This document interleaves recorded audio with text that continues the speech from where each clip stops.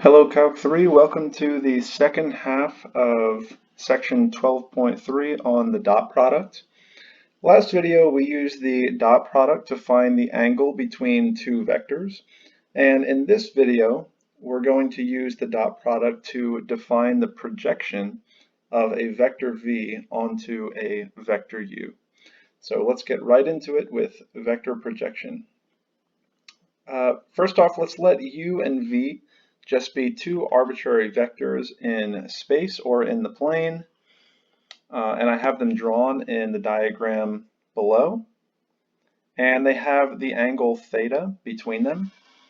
Then the projection of u onto v is the vector we get when we drop a perpendicular from the terminal point of u onto the vector v.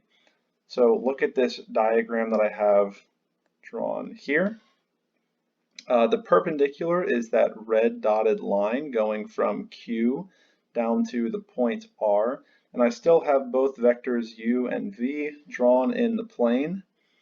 In the diagram that I've drawn, the projection of u onto v is the green vector in the diagram, the vector from the point P to R. And we denote the projection of u onto v with this notation here. So the letters P, R, O, J sub the vector v and then the vector u.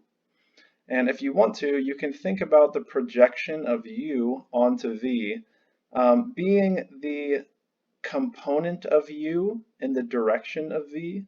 You could also think of it as the vector you get. Think about shining a light. Let's say that we put, let's say that we put a light source up here, and then that light source is shining down onto the vector u. You can think about the projection being the shadow of u onto the vector v. So vector projections have an immediate application in finding the effective force exerted on an object. So again, when I talk through this, just look at the diagram that I have drawn here.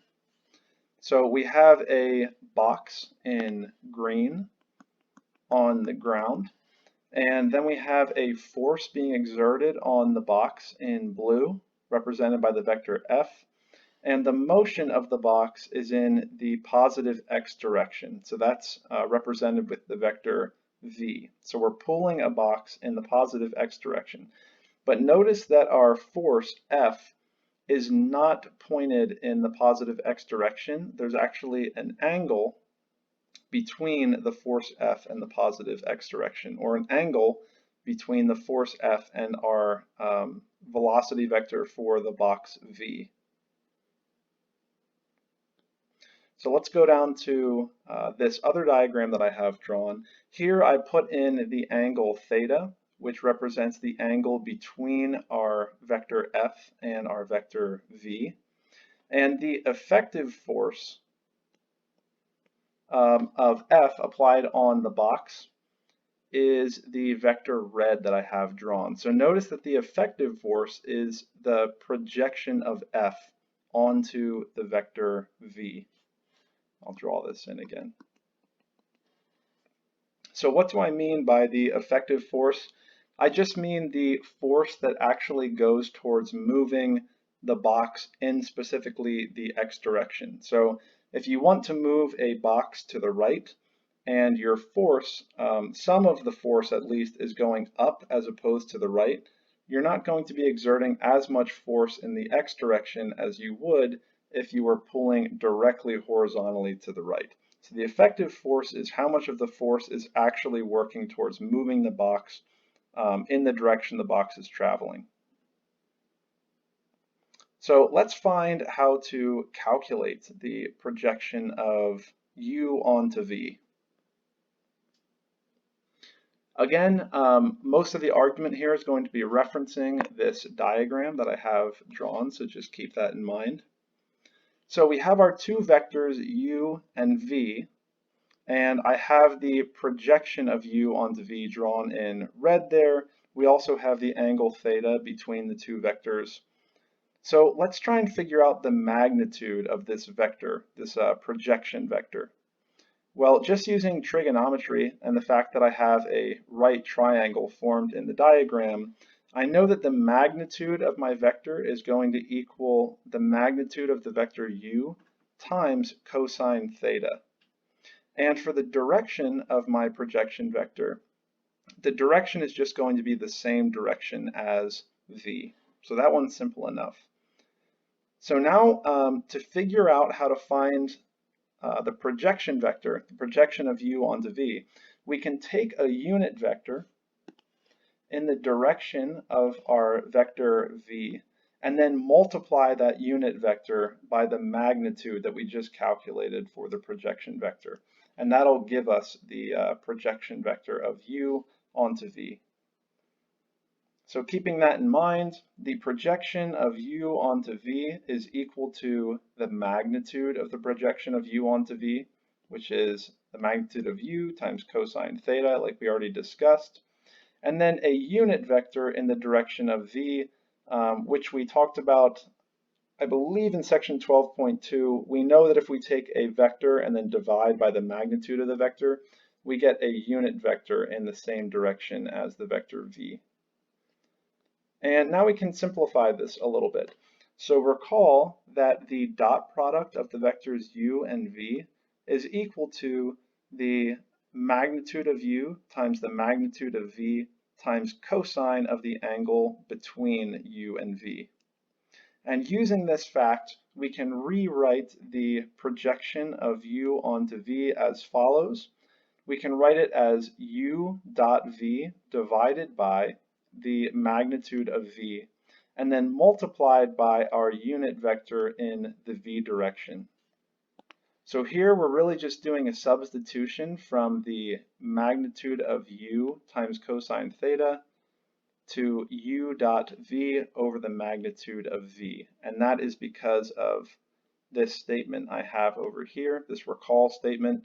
So if you need to, you can pause the video and see the substitution that's going on there. And then we can simplify and make this look a little bit nicer. And we end up finding that the projection of u onto v is equal to u dot v divided by the magnitude of v squared, all times the vector v. And note that when we were developing this expression for the projection of u onto v, we did assume that the angle theta was acute, but this final equation that we just derived will hold when theta is obtuse. I think that you end up with two negative signs that end up canceling one another, but I don't want to go through that because it just takes too much time. If you want to, I think the book might address it in a little bit more detail, if you want to look at that. Okay, and this leads us to the definition of the projection of u onto v. So given vectors u and v, the vector projection of u onto v is given by, again, we denote the projection of u onto v with this expression here, and we just found out that it's going to be given by u dot product with v divided by the magnitude of v squared, all multiplied by the vector v. And we also define the scalar component of our vector u in the direction of v, and that will be defined as the magnitude of u times cosine theta, which is the same as the magnitude of our projection. And we can also write the magnitude of u times cosine theta is equal to the vector u dotted with the vector v divided by the magnitude of v. So we can use either of these expressions interchangeably, and I think we'll use both of them somewhere down below. All right, so let's move right on to an example where we're finding a vector projection. So let's assume that we have the vector u given by 6i plus 3j plus 2k, and we want to find the vector projection of u onto the vector v given by I minus 2j minus 2k.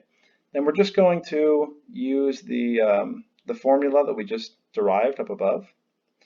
So the projection of u onto v is equal to the dot product of u and v divided by the magnitude of v squared, all multiplied by the vector v. So first, let's calculate the dot product of u and v. And we do that by multiplying each of the components of u and v and then adding together. So we get 6 times 1 plus 3 times negative 2 plus 2 times negative 2, and that'll give us 6 minus 4, which is of course equal to negative 4. So the dot product of u and v is equal to negative 4. And now let's find the magnitude of v squared. So that'll be the first component of v squared plus the second component of v squared plus the third component of v squared, which will ultimately be 9. So the magnitude of v squared is equal to 9. And now we can take these values and plug them into our equation for the projection of u onto v. So we end up with negative 4 over 9 multiplied by the vector v, which is just I minus 2j minus 2k. And then we can distribute the scalar minus 4 over 9 through the vector v, and we end up with the vector minus 4 over 9i plus 8 over 9j plus 8 over 9k. So that would be the projection vector of u onto v. And before we move into the final aspect of section 12.3, just a little application of the dot product, I do want to say that all of these definitions will also hold for two-dimensional vectors, and to modify it for two-dimensional vectors, just get rid of the third component completely. Okay, so let's move into the last application. It's an application to physics. We're going to be talking about the concept of work. So again, as I'm talking about most of the topics here, you can refer to the diagram that I have drawn. So we have a box lying on the ground. It is moving from the point P to the point Q, and we represent that movement from P to Q with the vector D, the displacement vector of the box. We also have a force acting on the box that is moving it from P to Q, which is given by F. And notice that F is not parallel to the direction that the box is moving. There is an angle theta, and F is pulling a little bit up. So the effective force of F on the box is going to be slightly different than our force F. So as I have it drawn, the effective force is the vector drawn in yellow. And just some physics. For those of you who have had physics, this should mostly be a review on the concept of work. For those of you who have not had physics, the work that's done when moving the box from P to Q is actually defined to be the magnitude of the effective force acting on the box multiplied by the magnitude of the displacement vector. So it's how far the box is moving from P to Q multiplied by the effective force that's acting on the box. But the effective force is going to be, or I should say the magnitude of the effective force is going to be equal to the magnitude of our force, F, times cosine theta, where theta is the angle between our displacement vector and F. And we can rewrite this as the vector F, or the dot product of the vector F with the vector D divided by the magnitude of D. So it is the vector F in the direction of D over the magnitude of D.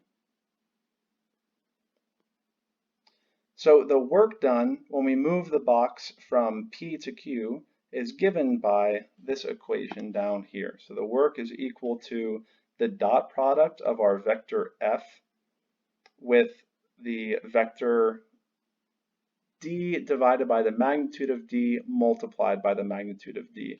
And of course, the magnitude of D that's in the denominator here will cancel with the magnitude of D here, and we end up with the work being equal to our force F, or the vector F, the dot product of F with D.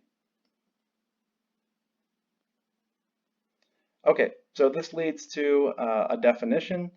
So the work done by a constant force F acting through a displacement vector D equals the vector from P to Q. So again, these are just generalizations of the vectors that we have defined in our diagram here. So we have a force F, it's acting through a displacement vector D. Then the work performed is equal to the dot product of the vector F with the vector D. And finally, let's do an example where we get some numbers involved. So we're going to use the same diagram that I have drawn above, and let's say that our vector F has a magnitude of 40 newtons, and our displacement vector has a magnitude of 3 meters. So the box is being moved 3 meters to the right. And let's say that theta is equal to 60 degrees. And we want to find the work done by our force F in acting from P to Q. So we're just going to plug in some numbers for the definition that we just talked about. So work is equal to the vector F dot product with the vector D, which is by definition equal to the magnitude of F times the magnitude of D times cosine of theta, where theta is the angle between F and D. And we are given that the magnitude of F is 40 newtons, the magnitude of D is 3 meters, and theta is equal to 60 degrees. And when we multiply all of these things together, we end up getting the value 60, and our units in this case are joules. All right, so that is the last of the material for section 12.3. The homework is available on Blackboard, so I would get started with the homework as soon as possible, and keep a lookout for section 12.4 on the cross product.